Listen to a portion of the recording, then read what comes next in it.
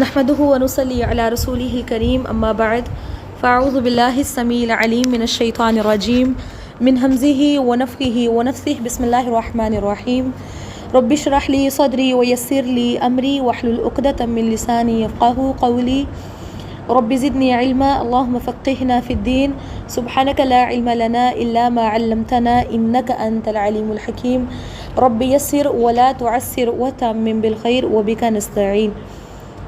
ہم نے last time پڑھا تھا کہ اللہ کے نبی صلی اللہ علیہ وسلم نے جب کھلے عام دین کی دعوت دینا شروع کی، آیت نازل ہوئی وَأَنذِرْ عَشِيرَتَكَ الْأَقْرَبِينَ، تو لوگوں کا طرز عمل کیا تھا۔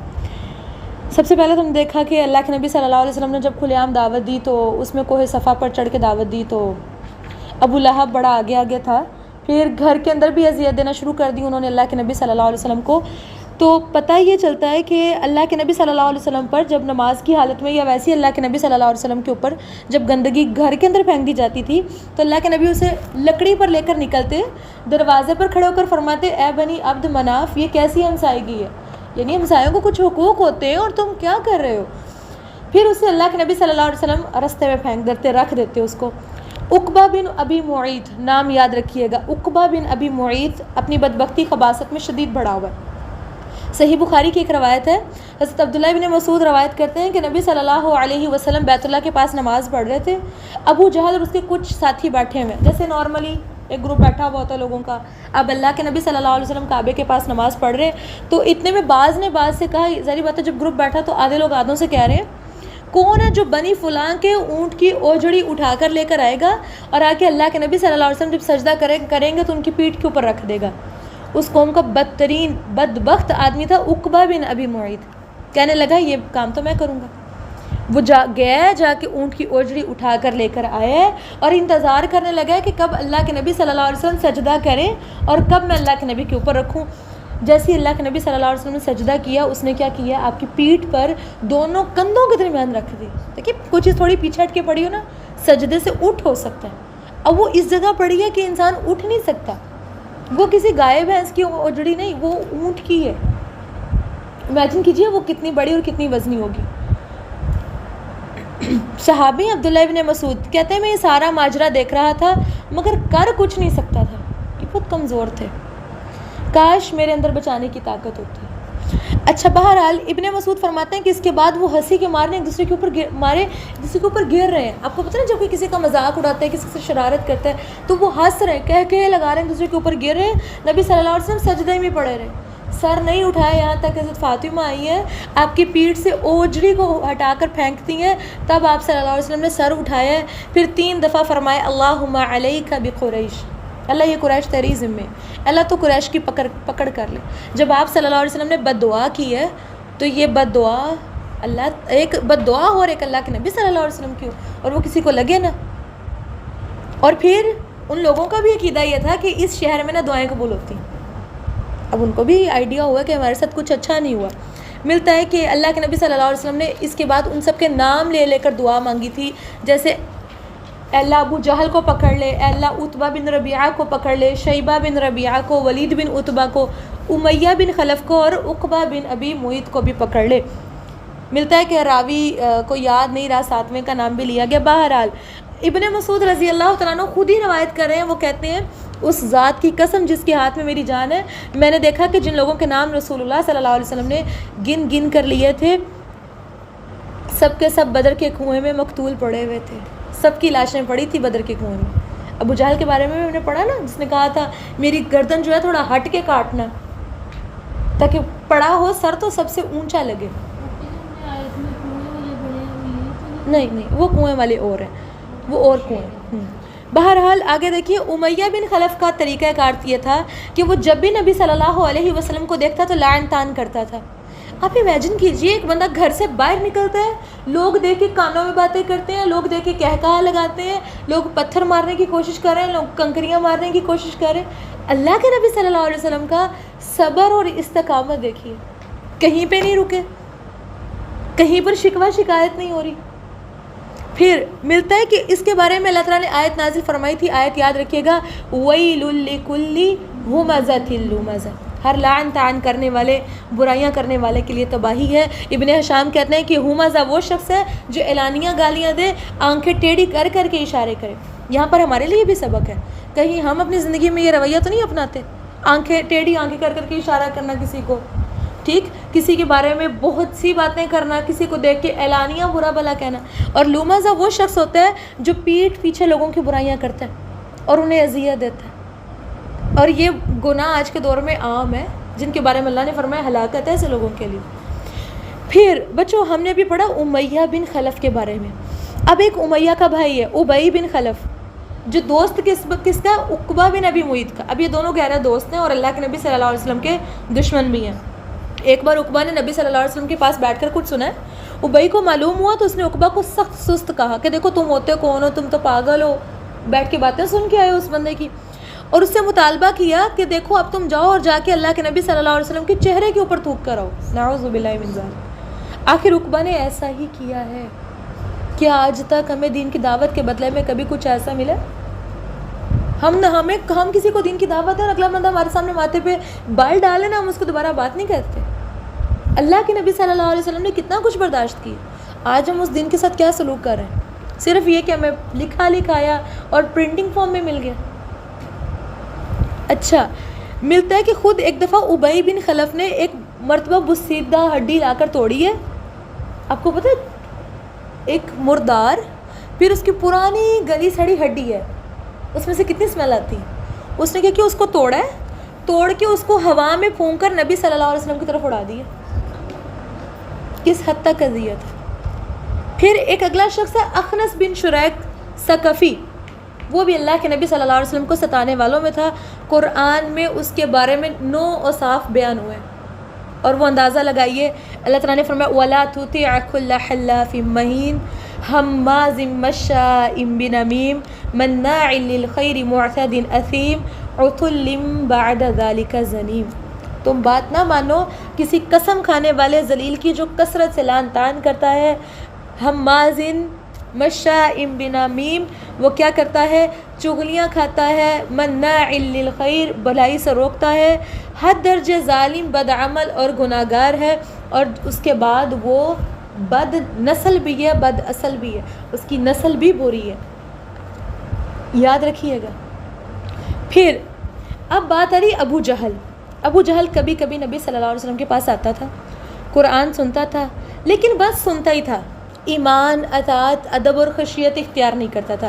آج بہت سے لوگ کہتے ہیں کہ ہم تلاوت کی ریکارڈنگ پلے کر لیں گے، قرآن کی تلاوت کرتے جائیں گے تو ہم جنتی پکے ہیں۔ یہاں پہ پتہ چلتا ہے کہ وہ نبی صلی اللہ علیہ وسلم کو اپنی بات کے ذریعے اذیت دیا کرتا تھا۔ بات کے ذریعے اذیت دینے کا کیا مطلب ہے؟ وہ دین پر عمل نہیں کر رہا، وہ لوگوں کو اللہ کے راستے سے روک رہا، پھر اپنی اس حرکت اور برائی پر ناز اور فخر کرتا ہوا جاتا تھا کہ میں بہت اچھا کر کے آیا ہوں۔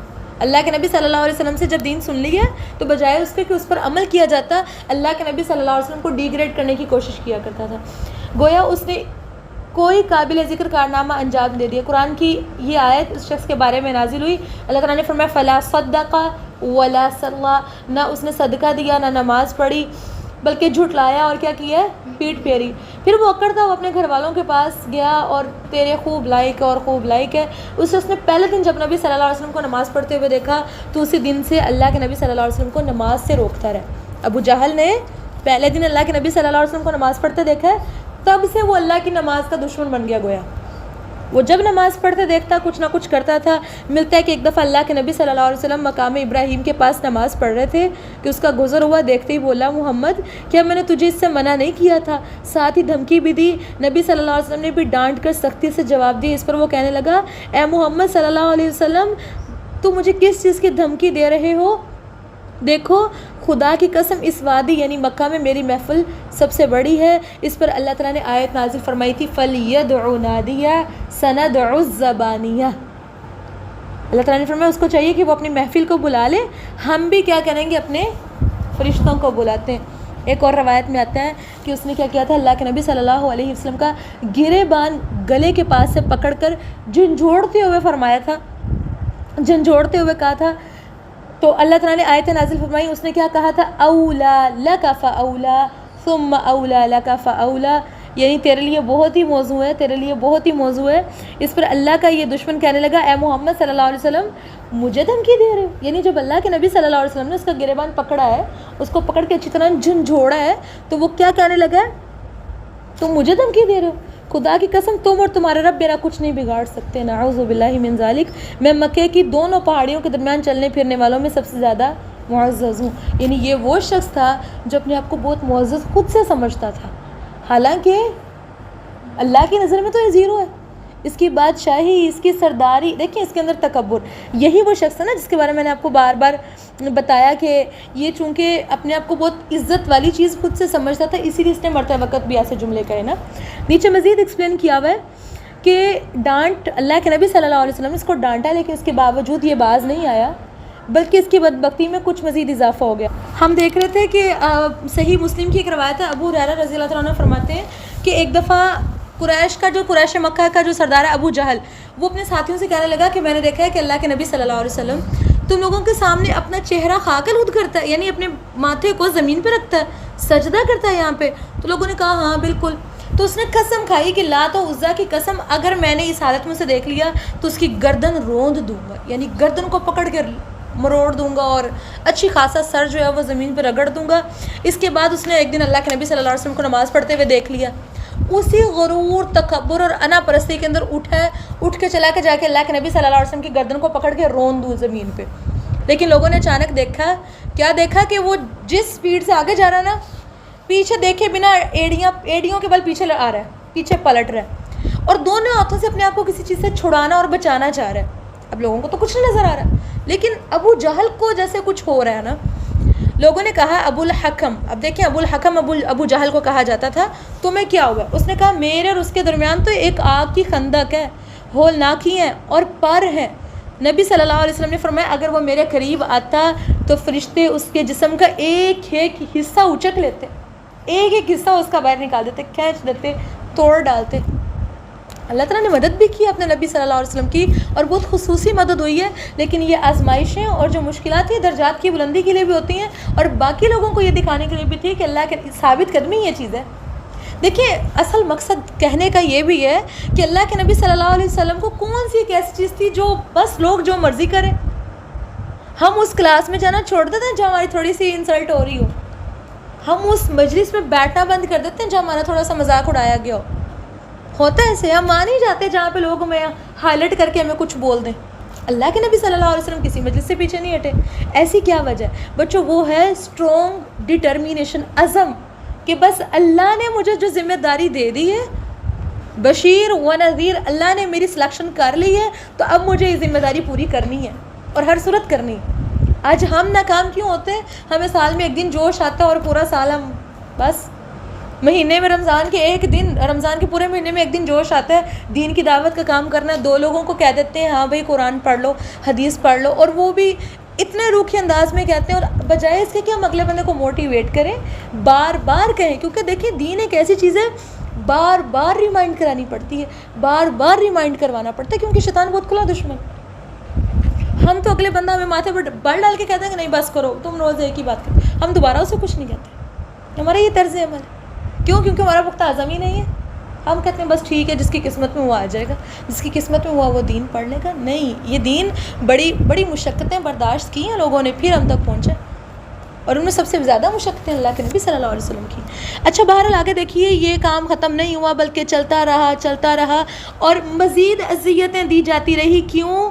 تاکہ یہ لوگ اپنا کام چھوڑ دیں، تاکہ یہ لوگ کسی طریقے اپنا کام چھوڑ دیں. لیکن نہ مسلمان رکے، نہ صحابہ کرام. مطلب کوئی بندہ بڑے سے بڑے لیول کا ہے یا وہ غریب سے غریب ہے، حقیر سے حقیر ترین تھا، کسی نے بھی اپنی کوشش جو ہے وہ اس سے پیچھے نہیں ہٹا. ہر کسی نے ہمت کا مظاہرہ کی. اور اللہ نے پھر جو صحابہ کرام کو جو ریوارڈ دیا ہے، اللہ نے ان کے بارے میں کیا فرمایا؟ رضی اللہ عنہم ورضوا. اللہ ان سے راضی ہو گیا اور وہ اللہ سے راضی. وجہ کیا؟ اسٹرانگ ڈٹرمینیشن ہے ان کے اندر، پختہ عزم ہے، اور یہی ہے جو انسان کو کامیاب کرتا ہے، ایک عزم. اچھا بہرحال آگے دیکھیے، ابو جہل کیا کرتا تھا؟ جب کسی معزز اور طاقتور آدمی کے مسلمان ہونے کی خبر سنتا تو اسے برا بھلا بھی کہتا تھا، ذلیل و رسوا بھی کرتا تھا، اور مال و جاہ کو سخت خسارے سے دوچار کرنے کی دھمکیاں بھی دیتا تھا. ظاہری بات ہے وہ تو بہت بڑا سردار ہے. اب دیکھتا کہ وہ اس کے برابر کا بندہ دین چینج کر رہا ہے تو اس کو کہتا تھا کہ تمہارا جتنا مال ہے سارا نقصان ہو جائے گا تمہارا. امیجن کیجیے بڑے لوگ بڑا نقصان کر سکتے ہیں. اور اگر کوئی کمزور آدمی مسلمان ہوتا وہ دیکھ لیتا تھا, اسے مارتا, اتنا برا مارتا, اس قدر اذیتیں دیتا کہ ملتا ہے کہ اگر کوئی مضبوط دل انسان بھی اگر ان کی باتوں کو سنے تو وہ بھی تڑپ اٹھے. بہرحال بات ختم نہیں ہوئی. حضرت عثمان بن عفان رضی اللہ تعالیٰ عنہ کا چچا ہے, انہیں کھجور کی چٹائی میں لیٹ کر نیچے سے دھواں سنگھایا کرتا تھا. آپ امیجن کیجئے کھجور کی چٹائی کے اندر بندھا ہوا ہے ایک انسان, پھر کھجور کی چٹائی, پھر اس کو جب نیچے سے تیلی لگا دی جائے, یہ نیچے سے اس کو وہ سلگ رہی ہے, تو آپ کو پتہ ہے دھوئیں سے کتنی الجھن ہوتی, سر کو, سانس, آنکھیں, کان, ہر چیز اس سے متاثر ہوتی. پھر اسی طرح مصعب بن عمیر رضی اللہ تعالیٰ عنہ کی ماں کو ان کے اسلام لانے کا علم ہوا. اس نے کیا کیا ہے, وہ کہتی میں نے کچھ کھانا پینا ہی نہیں ہے. تو مصعب بن عمیر کو اس نے گھر سے نکال دیا ہوا ہے, تم یا تو اپنا دین چینج کرو, مذہب چھوڑ دو, دوبارہ اسی مذہب میں آؤ گے تو کھانا کھاؤں گی. اب خود سوچیں وہ بچہ ہے جو بڑا لاڈلا ہے, بڑے ناز و نعمت میں پلا ہوا ہے, اب کیا بنتی ہوگی اس پہ. لیکن انہوں نے اپنا دین نہیں چھوڑا تھا. ملتا ہے کہ حالات کی شدت سے اس قدر دو چار ہوئے ہیں, ظاہری بات ہے کچھ بھی نہیں پاس رہا, تو ملتا ہے کہ ان کے جسم کے اوپر سے ان کی کھال ایسی اتری جیسے سانپ کے اوپر سے وہ اپنا کور اتارتا سانپ. پھر اس طرح حضرت بلال رضی اللہ تعالیٰ عنہ امیہ بن خلف جمحہ کے غلام تھے, ٹھیک ہے, یاد رکھیے گا نام. امیہ کیا کرتا تھا, ان کی گردن میں رسی ڈال کر لڑکوں کو دے دیتا تھا اور وہ انہیں مکہ کے پہاڑوں میں گھسیٹتے پھرتے تھے. جیسے آپ سوچیں ذرا, کسی بلی کے گلے میں رسی ڈال کے آپ محلے کے نوجوان لڑکوں کو دے دیں, شرارتی ترین لڑکوں کو دے دیں, وہ کیا آپ کی بلی کیسے لے کر آئیں گے واپس. پھر حضرت بلال ایک وہ انسان جو کالے رنگ کے ہیں, حبشی غلام ہے, جن کو کوئی اچھا نہیں سمجھتا, دکھنے میں لک ان کی اچھی نہیں ہے, لوگوں کی نظر میں وہ کچھ نہیں ہے, اور وہ ان کو دیا اس مقصد سے جا رہا ہے کہ ان کو اذیتیں دے کے لے کے ہو. سوچئے وہ کتنی پتھریلی اور نوکیلی زمین ہے, اور وہ گرم بھی شدید ہوتی ہے. وہ حرم میں تو پتھر اب لگے نا جو گرم نہیں ہوتے, کتنی گرم پتھریلی زمین ہوتی, اور وہ ان پہ رگڑ کے لے کے آیا کرتے تھے. سارا دن ان کو گھسیٹا کرتے تھے گلیوں میں, یہاں تک کہ گردن پر رسی کا نشان پڑ جاتا تھا. خود امیہ بھی انہیں باندھ کر ڈنڈے سے مارتا تھا, چلچلاتی دھوپ میں جبرن بٹھائے رکھتا تھا, کھانا پینا بھی نہیں دیتا تھا, بھوکا پیاسا رکھتا تھا. اس سے کہیں بڑھ کر ظلم یہ کرتا تھا کہ جب دوپہر کی گرمی ہوتی تو مکہ کے پتھریلی کنکروں پر لٹا کر سینے پر پتھر رکھ دیا کرتا تھا. وہ گرم جگہ جہاں پہ ہم سے ہمارے پاؤں کے ساتھ کھڑا نہیں ہوا جاتا ننگے پاؤں, وہ اس جگہ لٹا کر کیا کر رہا ہے, سینے پہ پتھر رکھ رہا ہے, وزنی پتھر. اور وزنی پتھر اگر کہیں پڑا ہو تو ہم سے ہلایا نہیں جاتا, وہ سینے پہ پڑا ہوتا تھا جسے وہ ہلا نہیں سکتے تھے. پھر کہتا تھا خدا کی قسم تو اسی طرح پڑا رہے گا, یا تو مر جائے گا, یا محمد صلی اللہ علیہ وسلم کے ساتھ کفر کرے. حضرت بلال بھی اس حالت میں کیا فرمایا کرتے تھے, احد, احد یعنی میرا رب ایک ہے, میرا رب ایک ہی, میں نے شرک نہیں کرنا. ایک روز ایسی ہی کاروائی کی جا رہی تھی کہ ابو بکر رضی اللہ تعالیٰ عنہ کا گزر ہوا ہے. انہوں نے حضرت بلال رضی اللہ تعالیٰ عنہ کو ایک کالے غلام کے بدلے, اور کہا جاتا ہے کہ 200 درہم, یہ ملتا ہے 735 گرام چاندی, یا 280 درہم یعنی 1 کلو سے زائد چاندی کے بدلے خرید کر آزاد کر دیا تھا. یہ نیکی بھی حضرت ابو بکر صدیق رضی اللہ تعالیٰ عنہ کے حصے میں آئی ہے. رک کے پھر سے سوچئے, کیا آپ کو مجھے دین کی خاطر اس قدر اذیتیں برداشت کرنی پڑی؟ ہمارے لیے دین کیا ہے؟ دیکھیے انہوں نے ہر کام وہ کرنا ہے جو لوگ نہیں کر رہے, ہر طرح کی چینجنگ تھی ان کے لیے, لیکن وہ پیچھے نہیں ہٹے. آج ہم امت محمدیہ میں پیدا ہوئے, ہمیں گھروں میں دین سیکھنے کو ملا. اگر ہمیں کچھ کرنا ہے تو وہ صرف اور صرف ایک کام ہے, وہ کیا, اپنی خواہشات پہ کنٹرول رکھنا ہے. دل یہ کر رہا ہے وہ نہیں کرنا.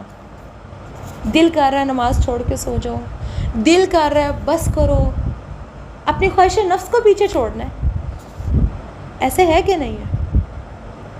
اور پھر ہمیں حق ادا یہ کرنا. دیکھیے اللہ کے نبی صلی اللہ علیہ وسلم سے محبت کا پھر حق تو ایسے ہی ادا ہوگا نا کہ ہم اس دین کو سیکھیں اور اللہ کے نبی صلی اللہ علیہ وسلم والی ڈیوٹی کو نبھائیں, اس دین کو ہم بھی آگے لے کے چلیں. لوگ جو کہتے ہیں کہہ لیں, لوگ جو کرتے ہیں کر لیں. لوگ تو ٹیگ لگائیں گے ہمیشہ جب بھی کوئی مخلص بندہ دین کی دعوت کا کام کرے گا، کوئی کہے گا یہ فلاں ہے، کوئی کہے گا یہ فلاں ہے، کوئی کہے گا یہ فلاں ہے، تو کیا ہم چھوڑ کے بیٹھ جائیں گے؟ بھی لوگ کہتے ہیں کہہ لیں، ہم نے تو اللہ کے نبی صلی اللہ علیہ وسلم سے محبت کا حق ادا کرنے، یہی وہ اللہ کے نبی صلی اللہ علیہ وسلم ہے ساری رات. اب دن کو یہ سچویشن ہے، اللہ کے نبی کو مارا جا رہا ہے، صحابہ کرام کو مارا جا رہا ہے، اللہ کے نبی کے ساتھیوں کو مارا جا رہا ہے، کہ اللہ کے نبی کو دکھ نہیں ہوتا تھا؟ یہی وہ نبی ہیں جو ساری رات کھڑے ہو کے نفل پڑھ رہے ہیں، پاؤں سوجے میں، اور اللہ سے اپنی امت کے لیے دعائیں مانگ رہے ہیں. اور امت محمدیہ کہتی ہے بس ہم نے ایک جوتے پہ محمد لکھ لیا، دروازے کے آگے لٹکا لیا، ہم بخشے جائیں گے، جنت پکی ہے. ایسے جنت مل سکتی؟ نہیں. اللہ کے نبی کی محبت کا حق ادا کرنا پڑے گا. سمجھ آ رہی ہے نا؟ اللہ تعالیٰ سے دعا ہے اللہ تعالیٰ ہمیں دین پر استقامت دے، اللہ تعالیٰ ہمیں صحیح معنوں میں نبی صلی اللہ علیہ وسلم کی سنتوں پر عمل کرنے کی توفیق عطا فرمائے، اللہ تعالیٰ ہمیں صحیح معنوں میں نبی صلی اللہ علیہ وسلم کی محبت کا حق ادا کرنے کی توفیق عطا فرمائے. بہرحال آگے دیکھیے، حضرت عمار بن یاسر رضی اللہ تعالیٰ عنہ بنو مخزوم کے غلام تھے. انہوں نے اور ان کے والدین نے اسلام قبول کر لیا تو ان پر قیامت ہی ٹوٹ پڑی ہوئی ہے. مشرکین، ابو جہل جن میں سب سے آگے ہے، سخت دھوپ کے وقت کیا کر رہا ہے؟ پتھریلی زمین پر لے جا کر اس کی تپش سے سزا دے رہا ہے. ایک بار انہیں اس طرح کی سزا دی جا رہی تھی، نبی صلی اللہ علیہ وسلم سامنے سے گزرے، اللہ کے نبی نے فرمایا آل یاسر صبر کرنا، تمہارا ٹھکانہ جنت ہے. آخر کار امیجن کیجئے، حضرت یاسر ظلم کی تاب بنا لاتے ہوئے وفات پا گیا، اور حضرت سمیہ حضرت عمار کی والدہ ہیں، ان ملکی ہے. یہاں پہ تو مینشن ہے کہ ان کی شرمگاہ میں نیزہ مارا گیا تھا. دوسری جگہ ملتا ہے کہ ان کی ٹانگوں کو دو مخالف سمت کے جانوروں، ایک اونٹ ہے یا گھوڑے، ان کے ساتھ باندھا گیا، دونوں کو اپوزٹ ڈائریکشن میں دوڑایا گیا اور پھر شرمگاہ میں نیزہ مارا گیا. اور یہ پہلی شہیدہ تھی اسلام کی. ہم سمجھتے ہیں کہ بس عورت کی ذمہ داری ہے، وہ روٹی پکائے گی، روٹی کھائے گی، برتن دھوئے گی اور سو جائے گی، بس یہ فرض پورا ہو جائے گا. اسلام کی اگر پہلی شہید ہے تو وہ عورت ہے جس کا خون بہا ہے دین کی خاطر. اس نے دین نہیں چھوڑا. ہم نمازیں چھوڑ رہے ہیں کچن کی خاطر، ہم قرآن چھوڑ رہے ہیں گھر کے کاموں کی خاطر، ہم قرآن چھوڑ رہے ہوتے ہیں اپنی ڈگریز کی خاطر.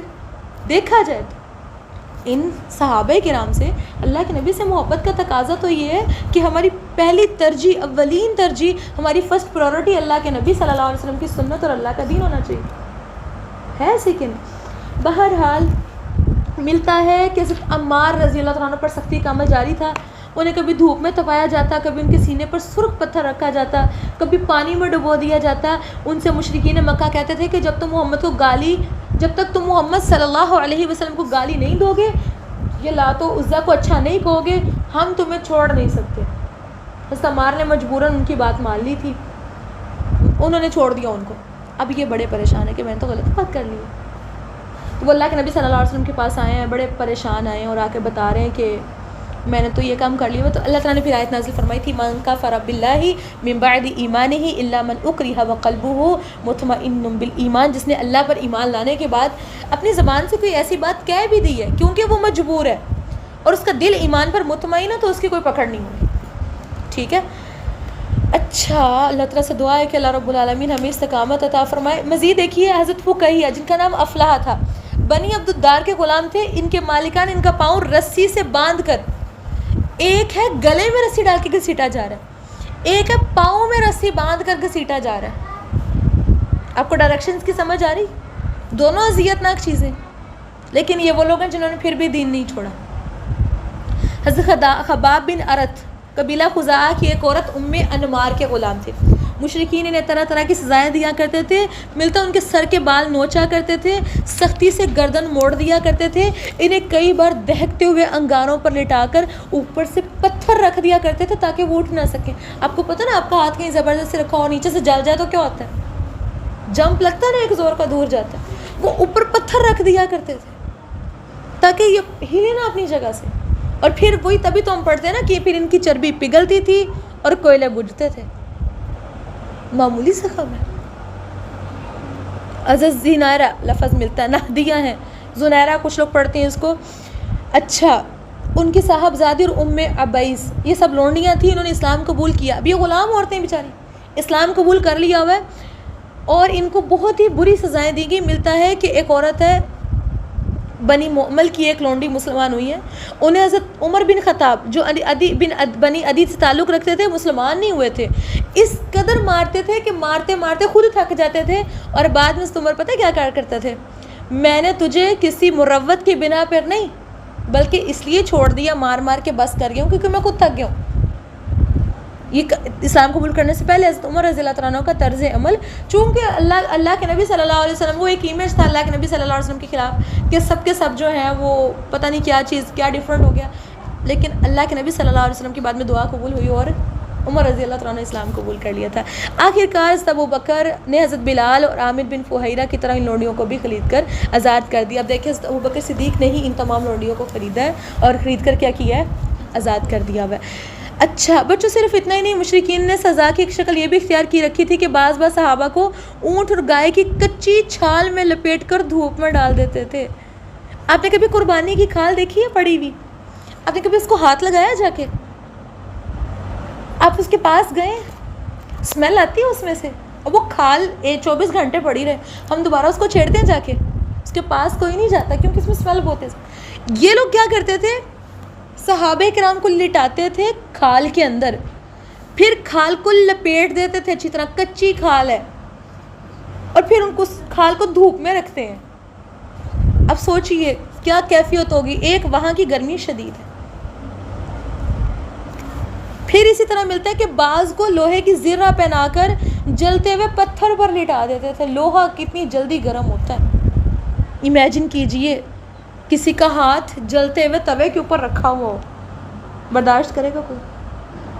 یہ پورے جسم ہی ایسے جل رہا ہے، لوہے کی چادر پہنا کے، لوہے کی زرہ پہنا کے، اور کیا کیا جا رہا ہے، اس کو گرم پتھر پہ رکھا ہوا۔ لوہے کی چیز جلدی ٹھنڈی ہوتی ہے، پتھر جلدی ٹھنڈا ہوتا ہے۔ در حقیقت اللہ کے راستے میں ظلم اور ستم کا نشانہ بننے والوں کی فہرست بہت لمبی ہے، بڑی تکلیف دہ ہے۔ حالت یہ تھی جس کسی کے مسلمان ہو جانے کا پتہ چلتا تھا، مشرکین اس کے پیچھے پڑ جاتے تھے کہ بس اس کو تو چھوڑنا ہی نہیں ہے، اور وہ اذیتیں صرف اس لیے دیا کرتے تھے کہ کسی طریقے اس کا ایمان ڈاواں ڈول ہو جائے، کسی طریقے یہ پلٹ آئے اور مسلمان۔ اب وہ دیکھیں ایسی سزا دینے کا ایک مقصد یہ بھی تھا کہ اب کوئی نیا بندہ نہ اسلام قبول کرے، لوگ دیکھیں گے کہ بھئی جو کلمہ پڑھتا ہے اتنی گندی سزا ہے، اتنی مار پڑی، لوگ کلمہ ہی نہیں پڑھیں گے۔ لیکن جن کو اللہ نے چنا ہے انہوں نے پھر دکھ تکلیفیں نہیں دیکھی کہ ہمیں آگے کیا پیش آنے والا، اور پھر اللہ نے دیکھیں جنہوں نے دین کی خاطر مصیبتیں، تکلیفیں اور آزمائشیں برداشت کی، اللہ نے پھر ان کو ہمیشہ کے لیے درجات دے دیے۔ ان میں سب سے اولین، سب سے پہلے آتے ہیں بلال رضی اللہ تعالیٰ عنہ، کس قدر اذیت ان کو ملی، لیکن اللہ کے نبی صلی اللہ علیہ وسلم کیا فرمایا کرتے تھے، اے بلال تم چلتے زمین پر ہو، تمہاری قدموں کی آہٹ مجھے جنت سے سنائی دیتی۔ کیا وجہ ہے؟ صبر، استقامت۔ آج آپ سے اور مجھ سے اتنا صبر نہیں ہوتا کہ ہماری پسند کی چیز ہمارے آگے کیوں نہیں، ہم صبر نہیں کر سکتے؟ ہماری پسند کا کھانا کیوں نہیں، ہم صبر نہیں کر سکتے؟ ہمیں نیند چھوڑ کے پڑھنا پڑ رہا ہے، ہم اس لیے صبر نہیں کر سکتے؟ دیکھیں وہ یہ صبر کی مثالیں ہیں، یہ ان کا صبر ہے کہ وہ اس چیز سے پیچھے نہیں ہٹے۔ ہمیں جس رستے میں تھوڑی مشقت کرنی پڑے ہم غائب، یہ طریقہ کار نہیں ہے۔ دین کے راستے میں تو ہمیں اللہ تعالیٰ سے کثرت سے صبر اور استقامت مانگنی ہے۔ اللہ تعالیٰ سے دعا ہے کہ اللہ رب العالمین آپ کو اور مجھے دین کے راستے پر ثابت قدمی عطا فرمائے، اللہ تعالیٰ ہمیں استقامت عطا فرمائے، اللہ تعالیٰ ہمیں عمل صالح کی توفیق عطا فرمائے۔ وآخر دعوانا ان الحمد للہ رب العالمین۔